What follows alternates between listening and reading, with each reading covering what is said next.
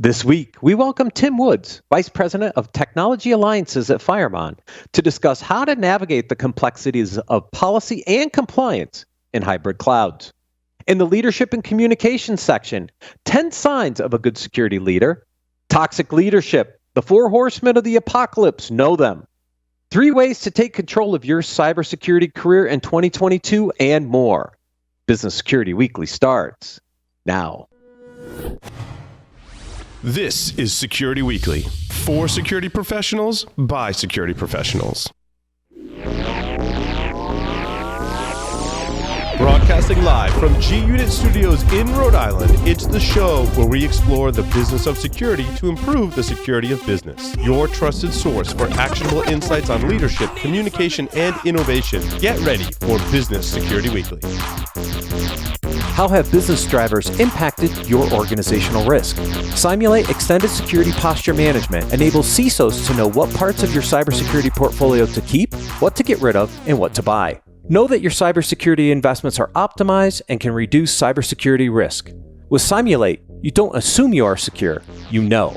Visit securityweekly.com/simulate to learn more. Endpoint Security is designed to protect every device in your fleet, wherever it may be. These days, that can be a lot of different places. Find out how HP Wolf Security uses emerging strategies like application isolation, along with a zero-trust approach and framework to give you a powerful, manageable, usable solution to your growing and increasingly spread-out security challenges. Learn how HP Wolf Security can make a difference across your endpoints at securityweekly.com/HPWolf. Cyber risk and compliance automation is finally here. Legacy GRC systems cannot support the powerful, real-time automation and oversight that organizations require to take risks that matter to succeed. CyberSync continuous control automation ingests data from the IT GRC stack to update controls against regulatory requirements and risks in real time, delivering insights and visibility. See how members of the Fortune 500 are saving millions annually by visiting securityweekly.com/cybersync. Welcome to Business Security Weekly. This is episode number 259, recorded April 18th, 2022. I am your host, Matt Alderman, now from Texas. I got my Texas flag this week because I needed something on this wall. Joining me remotely are my co-hosts, also from Texas. First joining Mr. Ben Carr. Hey, Matt. How's it going? Good to be with you here on a fine Monday. Weather's warm. Texas is welcoming you. Happy to have you. Yeah, it's a little cooler up north today, but it was beautiful yesterday for Easter. It was just a gorgeous day. Also filling in for Mr. Albuquerque is Mr. Tyler Robinson from Idaho. Welcome, Tyler. Thanks, Matt. Happy new Texas house. We're going to have to get you a nice gun list going, I think. Yeah, I brought a few with me from Colorado, but I think I'm a little light, so I'll need to get a few more. Yeah. Security Weekly listeners save $100 on your RSA Conference 2022 full conference pass. RSA Conference will be live in San Francisco June 6th to 9th in San Francisco. Security Weekly will be there in full force, delivering real-time live coverage and interviewing some of the event's top speakers and sponsors. To register using our discount code, please visit securityweekly.com/RSAC 2022 and use the code 52UCyber. We hope to see you there. Do you have any specific guests or topics that you want us to cover on one of the shows? Submit your suggestions for guests by visiting securityweekly.com/guests and completing the form. We review suggestions often and will reach out to you once reviewed. This segment is sponsored by Fireman. To learn more, please visit securityweekly.com/Fireman. Tim Woods brings more than 20 years of security experience to his role as Vice President of Technology Alliances at Fireman. His global engagements have given him great insights across virtually every market sector and enterprises of all sizes. Tim believes his most important task is education and raising awareness to build strong organizational security postures. Tim's passion for security grew quickly during his 8 years serving the naval intelligence community and continued to advance as he assumed strategic roles at several successful security startups and through his 14-year tenure at Fireman. Tim, welcome to Business Security Weekly. Thank you very much. I'm very happy to be here, Matt.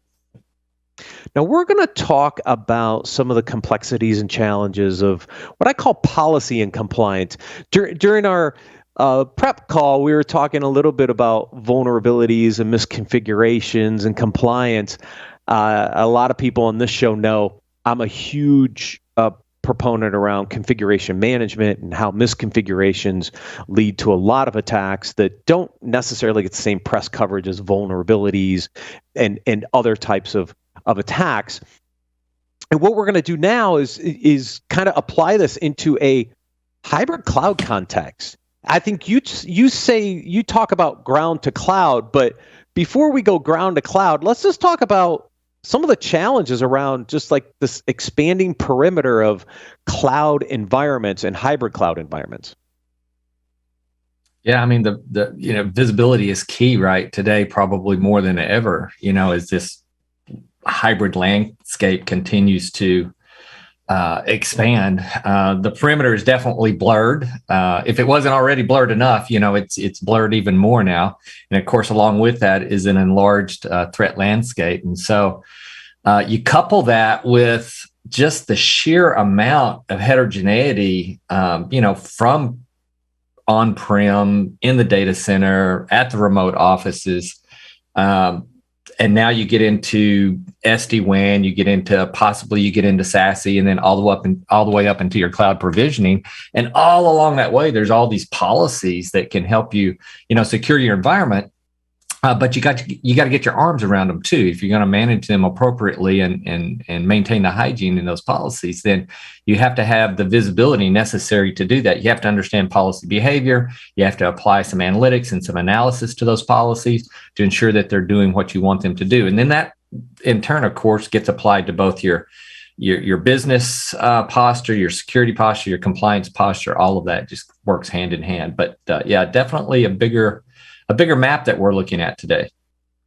And it's not that the tools don't exist. I think the challenge is there's too many tools. And it's like, which tool should I use? And how do I get insight across and visibility across all the tools? Because each of the cloud providers, for example, have a way to set up and configure their environments. But if you're running multiple clouds, that creates a challenge because now you have multiples of those tools. And then you have your existing on-prem, your remote workers, and all the other challenges. So it's not a lack of tools as much as it is like an integration of all the different tools, isn't it? It's a consolidation of the information, right? Rather than jumping around, because you're right, there's native management tools from the top to the bottom as well. And we hear it all the time is we're trying to consolidate the information so that we have better visibility to the things that we need to react to, or the things that we need to respond to, or the things that we need to remediate. But when and now back up just a second to also say that it's been our experience that there's quite a bit of, I guess, for lack of a better word, security fragmentation of responsibility. So it used to be that you had kind of one security IT team that was responsible for everything. And today, with this expanded hybrid infrastructure, you've got DevOps, you have the business owners, you have the traditional IT security team, you have new cloud security teams that are emerging as well.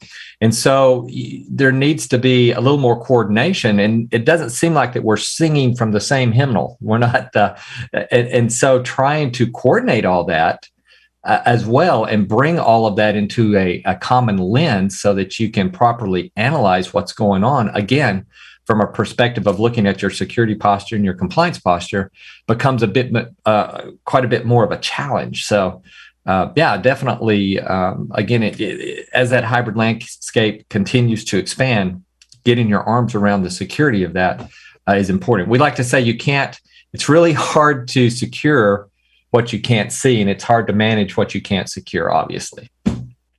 Right. And Tim, it's really been a presentation of choices, right? Up till now, I think that, as a CISO, I struggle with, you either get great visibility into, a holistic solution, or you have to sacrifice, and not get that visibility, but actually get more of a best of breed tool set or, instrumentation on, those different environments, whether it be on-prem, cloud, hybrid, DevOps. That's really been the challenge. And so I mean, I'm always looking at solutions where we can use those best of breed solutions, but still get the visibility to it. Yeah, Ben, and we hear a lot also from the CISOs that they're trying to drive greater efficiencies into the things that they have. Matt was right. I mean, there's a lot of tools out there, and you can have the best technology on the planet, but if you don't manage it effectively, then of course you're not going to recognize the return out of the security investment that you're looking for. Yeah. But then that goes back also to your people having the time to do that. We hear it all the time from CISOs, like, I have my best people kind of bogged down or doing a lot of repetitive, monotonous, mundane tasks, and I'm trying to free them. I'm trying to put more cycles back into their day so they can focus on the higher skilled activities that we brought them on board for to do in the first place. And so they're really trying to, it's not that I don't know what to do, it's having the time and freeing my resources to do it. Right. Yeah, for sure. And I think, Ben, to Tim's point a little bit, like the fragmentation of who owns what. I mean, if you think about certain environments, the ability for the DevOps team to spin up a piece of infrastructure in the cloud, like who's responsible for the enforcement of policies at that point? Like, how do security teams know that that's happening? How do they get visibility into that to know whether those pieces of infrastructure are even being spun up and secured properly? That's part of this fragmentation that I think is a challenge in these hybrid cloud environments. Yeah, it's super hard. I mean, we're really faced with a big challenge with trying to figure out how to get an understanding of what's happening, when it's happening, and who's doing it, right? I mean, it is as you say, as it moves more into DevOps and we're trying to extend the capabilities out and allow people to do stuff in a more timely fashion, makes that really, really challenging and hard to do and hard to get perspective from a CISO perspective. So then my question to Tim is, all right, how do we start to solve this? If the complexities increased, the attack surface continues to increase because of the way the perimeter has just moved to be pretty much everywhere or nowhere, whichever way you want to put it, and fragmentation. So how do we get our arms around these challenges? How do CISOs need to think about to bring all this stuff together? Like, is it a federated, centralized system of policies that are then used to manage, to give you that visibility and manage change across those environments? Is it? I want to say that simple, but I'm not sure that that's very simple. Yeah, I from a Firemon perspective, I think one of the greatest values that we provide is, from a visibility standpoint, is of course, number one, looking at change. When change happens in the environment, and making sure that you are in a position where you can analyze that change, answer some very basic questions about the change. Did I expect the change? Was the change documented? Did that change have any type of negative impact to my business posture, security posture, compliance posture? And if the answer to that is no, and then that falls into compliance as well.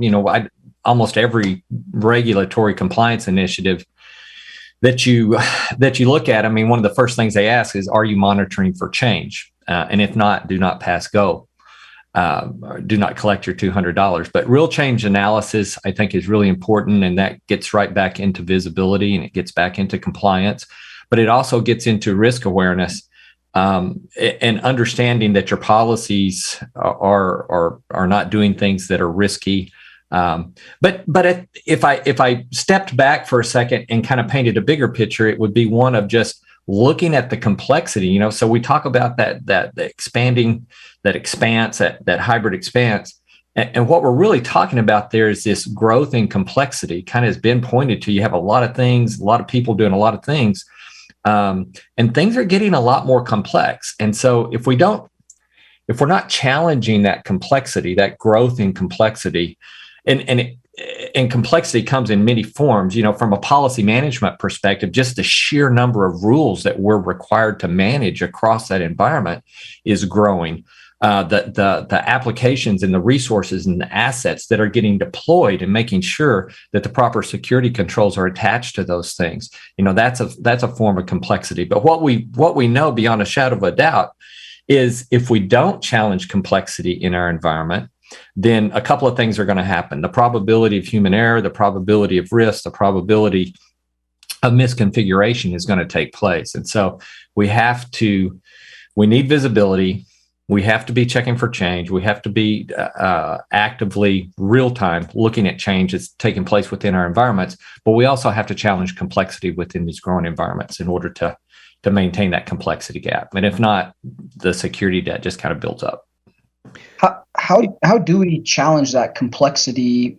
And then once we've validated that the complexity is necessary, how do we continue to move forward with that strategy outside of, a lot of companies do need the complexity in which they're building into that just because of the technology that they're using or the business needs mandate it.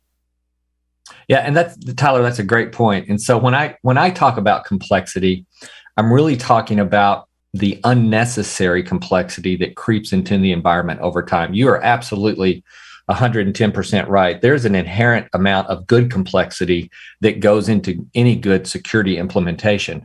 But the complexity that I'm talking about is it's the unused rules, it's the unused objects, it's the overly permissive rules that's providing way more access than what is necessary to meet the needs of the business in these environments. And if you don't manage the hygiene of your security policies, especially as those rules are growing and as the heterogeneity and the policies themselves are growing across this hybrid infrastructure, that's where we get into trouble. That's where security gaps start to appear. So no, you're right. There's an inherent amount of good complexity, but there's also a lot of just unnecessary complexity, technical mistakes within the policies.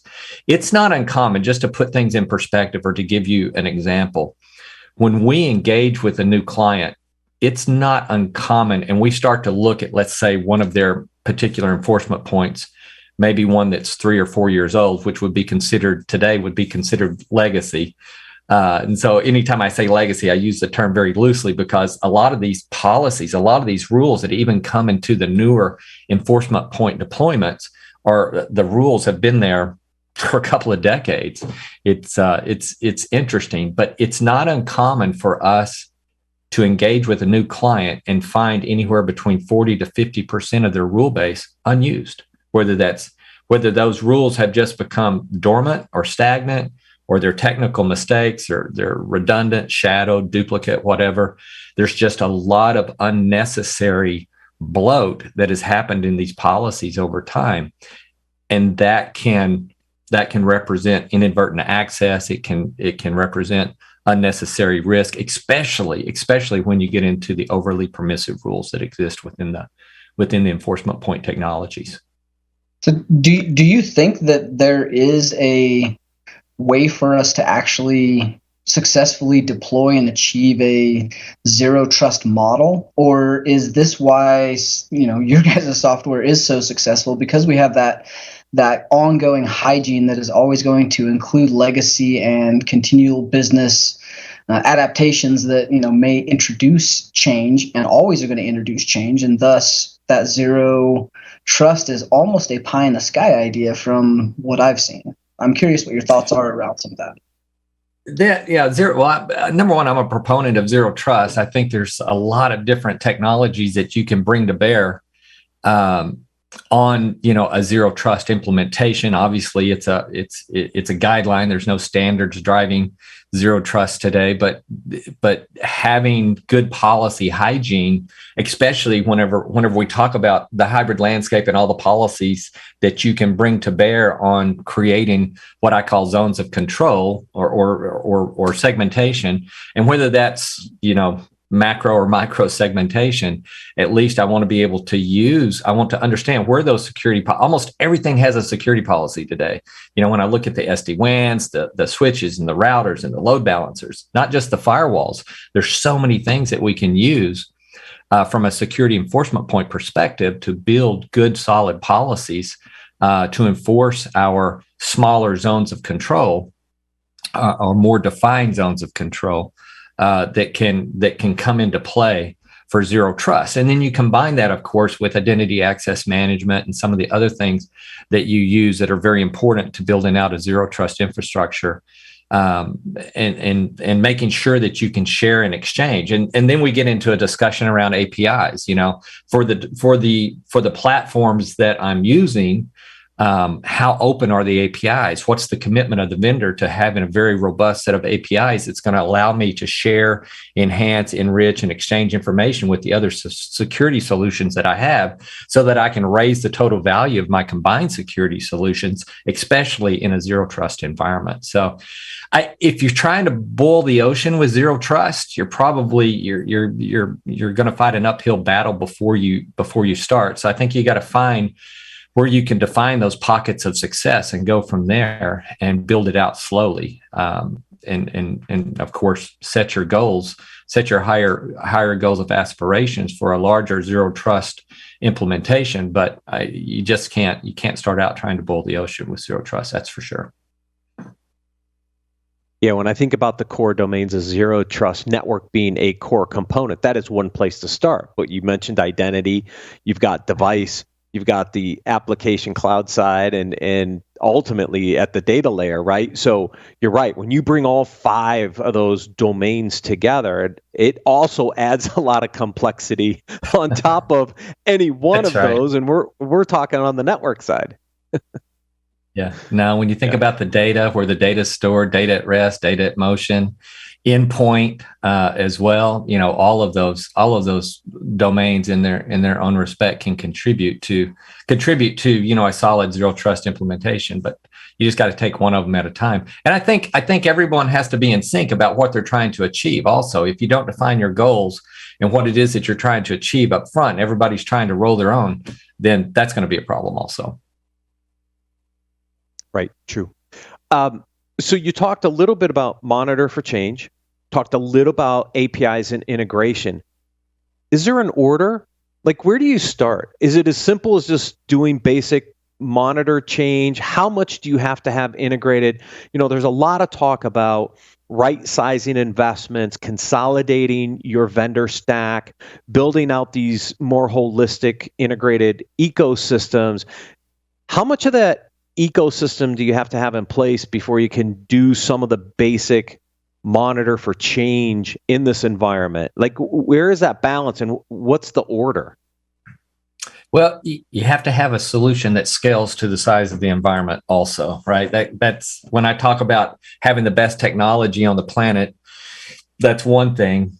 Managing it effectively, of course, goes hand in hand, but then also that technology has to scale to the size of the environment to make sure that it's well adopted.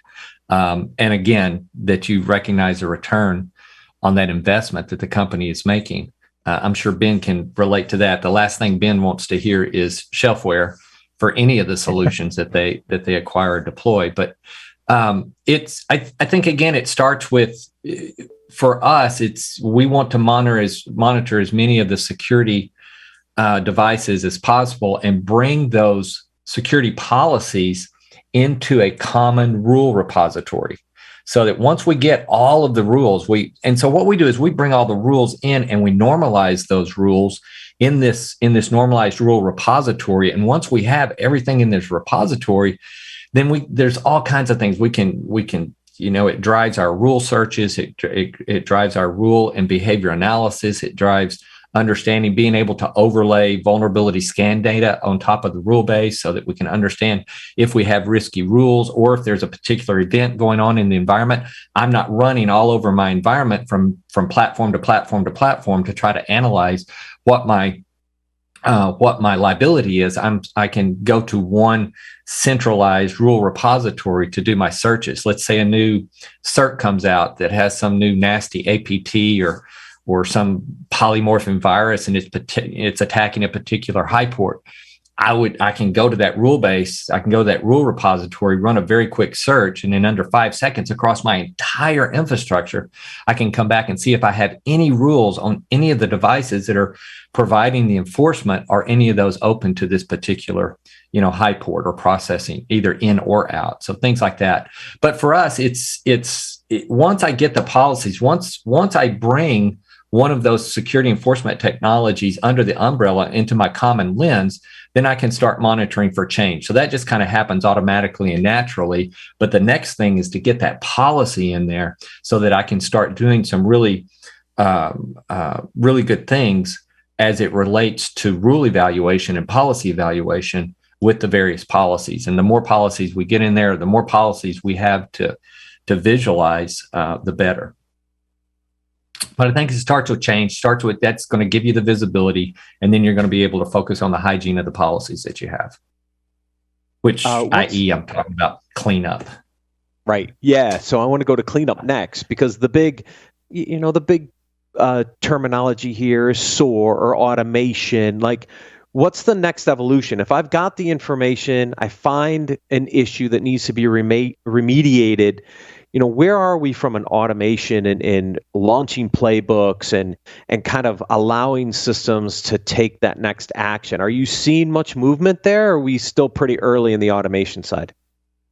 No, it's more than you might think. I mean, we're seeing a lot of interest just on the technology alliance side of it, and of course, which is my general responsibility at Firemon, is the relationships that we have with the other technology companies that we integrate with, and we're doing that with SOAR. We're doing that with the XDR platforms, and we're doing that because we implement. Not only do we implement understanding when a change happens and analyzing the policies and stuff, but we also have the ability to push policy, to modify policy. And so we can integrate as a component of a playbook on a SOAR platform or on a XDR platform and help to be that component that instantiates a new policy or modifies a policy on one of the other enforcement point technologies to prevent something bad that's going on within the environment. So there's a lot but it goes back to what I said earlier. Also, it goes back to having a good, robust API that allows you to integrate with these other security solutions that you've brought into your environment as well. That should be an easy process. As long as you have that robust API and you can exchange information readily with those other solutions, then you should be able to extract value from both platforms together. Kind of 1 + 1 should equal more than 2. Yeah, and if you can't get some basic automation, that hopefully solves one of the challenges with getting your security folks to work on some of the higher level stuff, because they're not so worried about implementing rule changes across, 40, 50, 60 firewall devices or whatever the number might be.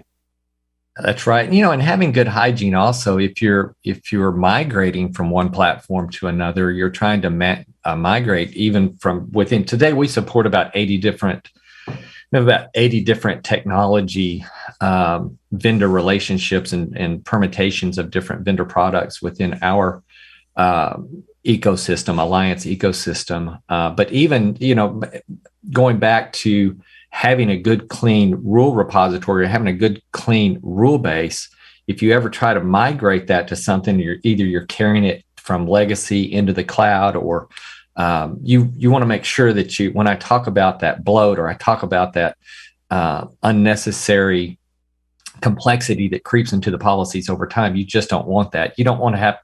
It's no different than if you're moving. And and Matt, you'll relate to this. It's no different than if you're moving domiciles, right? You probably, before you start packing things up, you're going to have a garage sale. You're going to give some stuff away to charity, and you're probably going to throw some things out because you're not going to want to move, take the stuff with you that you don't need. But if you've ever tried to move a rule base from one platform to another, even within the same vendor, or if you're transferring, or if you're migrating from one vendor platform to another, you don't want to have to take the time to migrate those things that you don't need. Number one, it's very costly, and number two, it eats up it's an extreme resource impact as well. Yeah, I just heard a new business model. Put all this information, all your stuff in your house in, and prioritize what you keep, what you move, and what you get rid of. Yes, because we did all of the above, Tim. We sold some stuff, we donated a bunch of stuff, you threw a bunch of stuff away, and you packed up only and moved what you wanted. So I understand it. Yeah, it's a great analogy. Great analogy. Ben or Tyler, any last questions for Tim while we have him? No, I think I'm good. I think that was a really good discussion. It's always something that's challenging to figure out how you get consistency across, that rule based, understand what you have, what the impacts are to the environment. So, I think that was a really great discussion. Awesome, Tim. Thank you so much for joining us on Business Security Weekly. Yeah, it's been my pleasure. Pleasure talking with everyone, guys. Hope to see you at RSA. Yes, you will. If you want to learn more about Firemon or how to gain visibility into your hybrid cloud environments, please visit securityweekly.com/Firemon. We're going to take a quick break and then cover the leadership and communications articles for this week.